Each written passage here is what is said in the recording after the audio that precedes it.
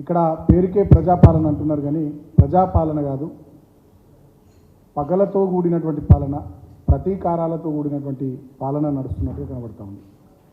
ఎంతసేపటికి కేసీఆర్ గారి మీద విషం కక్కుడు, గత బీఆర్ఎస్ ప్రభుత్వం మీద విద్వేషాన్ని రగిల్చే కుట్రలు తప్ప మరి వీళ్ళకి అవకాశం వచ్చింది రాష్ట్ర ప్రజానీకం కోసం ఏం పని చేద్దామనేటటువంటి ఆలోచన ఇసువంతైన కూడా వీళ్ళ చేతల్లో కనిపిస్తలేదు.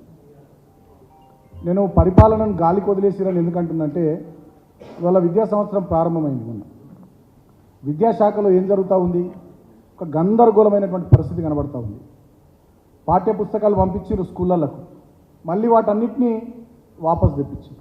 ఇవాళ విద్యార్థులు తల్లిదండ్రులు ఆందోళన చెందుతున్నారు. ఎందుకు వాపసు తెప్పించారు, ఏం జరుగుతుందని ఆలోచన చేస్తే, తెలుసుకునే ప్రయత్నం చేస్తే, కేసీఆర్ గారు గతంలో ముఖ్యమంత్రి ఉన్నప్పుడు, సబితా ఇంద్రారెడ్డి గారు విద్యాశాఖ మంత్రి ఉన్నప్పుడు అప్పటి పుస్తకాలు అవి ముద్రించబడ్డాయి. సో ముందు మాటగా అప్పటి ముఖ్యమంత్రి గారిది, అప్పటి విద్యాశాఖ మంత్రి గారిది ఉంది కాబట్టి అవి వాపసు తెప్పేయాలని చెప్పారు. దీనిలో ఏమైనా అర్థం ఉందా అసలు?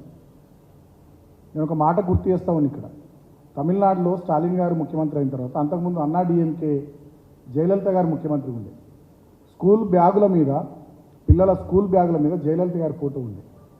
మరి స్టాలిన్ గారు బ్యాగ్ తెప్పేయాలి, విద్యా సంవత్సరం ప్రారంభమవుతుంది, పంపించండి పిల్లలకన్నారు. అక్కడ అమ్మా క్యాంటీన్లు అని ఇంకా కొన్ని క్యాంటీన్లు ఉండే, వీళ్ళ ప్రభుత్వం వచ్చిన తర్వాత వాటిని ఏం బంద్ చేయలేదు. ఉండని ప్రజలకు మంచి జరిగేది కదా, మేలు చేసేది కదా అనేటటువంటి దాంతో వాటిని కంటిన్యూ చేసేది తప్ప ఈ రకంగా చిల్లరగా వాళ్ళు అక్కడ స్టాలిన్ గారు ప్రవర్తించలేదు.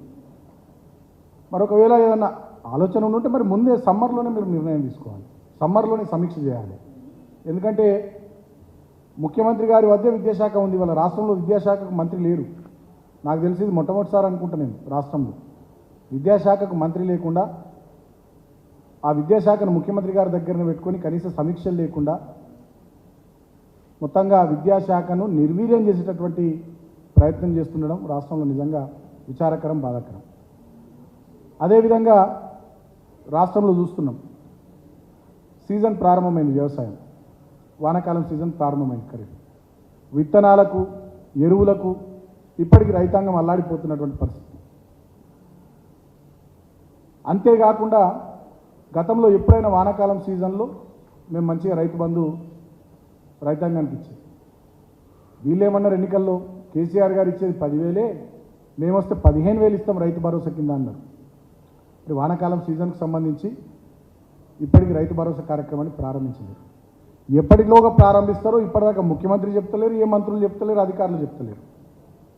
మొన్న గతంలో ఎగ్గొట్టినట్టుగానే యాసంగి సీజన్లో ఓట్లు పడేటప్పుడు, జనరల్గా నాట్లు వేసేటప్పుడు రైతు బంధు ఇచ్చేవాళ్ళం మేము మా ప్రభుత్వంలో. ఓట్లు వేసేటప్పుడు వీళ్ళు కేసీఆర్ గారు బస్సు యాత్ర ప్రారంభమైంది కాబట్టి, జనాల్లో ఈ ప్రభుత్వాన్ని కేసీఆర్ గారు నిలదీస్తున్నారు కాబట్టి, కేసీఆర్ గారి దెబ్బకు జడుచుకొని ఆనాడు ఓట్లేసే టైంలో రైతు బంధు డబ్బులు రిలీజ్ చేసింది, నాట్లేసేటప్పుడు రిలీజ్ చేయలేదు.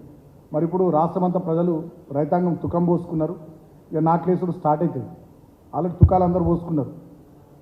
మరి ఇప్పుడన్నా నాట్లేసే సమయానికన్నా రైతు బంధు ఇస్తారా, ఇయ్యరా, రైతు భరోసా ఇస్తారా, మరి 2,500 పెంచి ఏందనేటటువంటి విషయాన్ని రాష్ట్ర ముఖ్యమంత్రి ఇప్పటికీ మాట్లాడతలేదు.